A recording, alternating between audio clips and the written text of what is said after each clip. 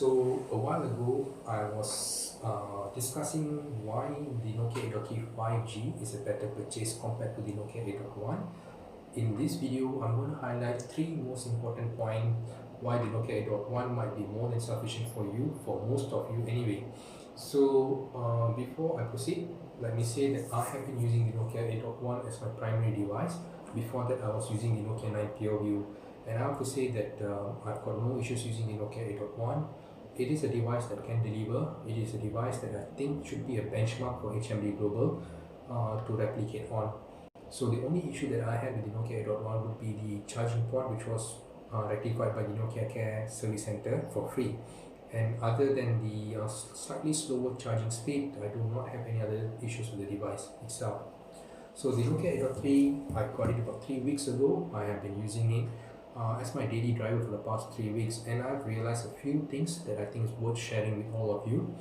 So this comparison is going to be more apt for those already owning the Nokia 8.1, contemplating to purchase the Nokia 8.3 5G, or for those of you who are in the on the fence still whether to purchase the Nokia 8.1 or the Nokia 8.3 5G. So I hope that this video simplifies the decision for you.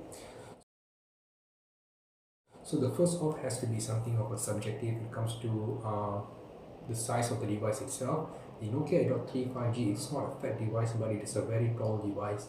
So you can see here, I've shown in my earlier videos how they compare. So thing is, in terms of pocketability, it has to be Nokia 8.1.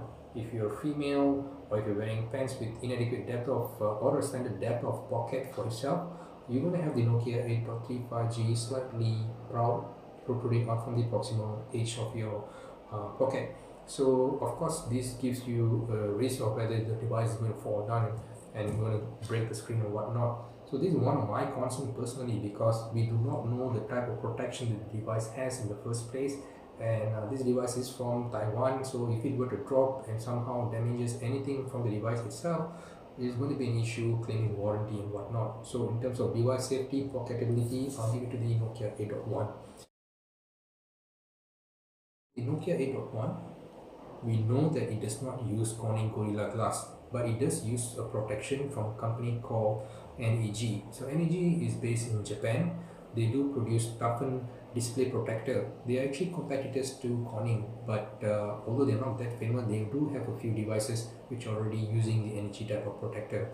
And this is where things gets a bit more somehow blurry with the Nokia 8.3 5G, because for a device costing nearly about 3 times the price of the Nokia 8.1 currently, we do not know whether it has any type of screen protection or the type of manufacturer of the screen protector itself. So this is a bit baffling, because no info has been disclosed regarding this. I do believe there must be some sort of protection, but we do not know how good the protection is. So it comes to device protection itself, Nokia 8.1 still has the edge. So the Nokia 8.1 uses a Sony sensor. It has a primary 12 megapixel sensor coupled with a 13 megapixel depth sensor, whereas on the Nokia 8.3 5G, it is a quad camera array. So we've got a primary sensor, a wide angle sensor, a macro, and also a depth sensor on the device. Now, so a while ago, we were discussing about the camera arrangement on the Nokia 8.3 5G and the Nokia 8.1. Now there's a big issue regarding the camera itself. So 4 cameras versus 2 cameras, which is better? If you like to brag about the number of cameras, then of course the Nokia 8.3 5G it is. But if you talk about quality of the images itself, things get a bit more blurry. Now I'm not going to talk about the primary sensor and the wide angle sensor, because that I will leave it into a proper camera comparison later. Now for now, we're going to address 2 issues, the macro camera and the depth camera. So macro camera, when you come to macro photography, it is not similar to the primary sensor. You're not going to just take out your phone, point and shoot, and hope that at least you've taken an image of it. Macro camera is going to be something that you're going to invest your time, you're going to invest much more. You're going to find a proper place, proper lighting. You're going to spend more time to actually focus on the subject and get a good image of whatever that is you're taking.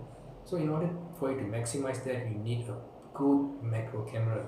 This is something that the Nokia 8.3 5G does not deliver. It has a macro camera, but it has exaggerated amount of sharpening, the colors are not true to life, and it's something of more of a disappointment. And I do not see in any situation where you're going to rely taking a macro image from the Nokia 8.3 5G. So it's more of an aesthetic rather than something of you want to use.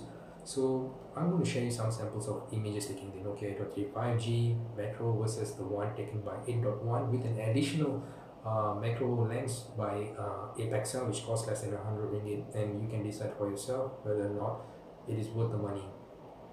Now moving on to the depth itself, both has depth camera, but how they execute is different. The Nokia 8.1 follows the pattern of the Nokia 9 POV, where it actually does not discriminate between human non-human subject. It does apply a depth map once the depth mode is actually activated. So it does separate the subject from the back in a much more in a much more DSLR DSLR like. So the outcome of the image is much better. Whereas on the Nokia 8.3 5G, it does some artificial sharpening of the subject and artificial blurring of the back of the subject, and this gives you a much poorer quality portrait. Of course, you've got more options with the Zeiss specific portrait mode, but it's not something that you're going to be using much, because I think the quality of the depth taken by the Nokia 8.1 is much superior.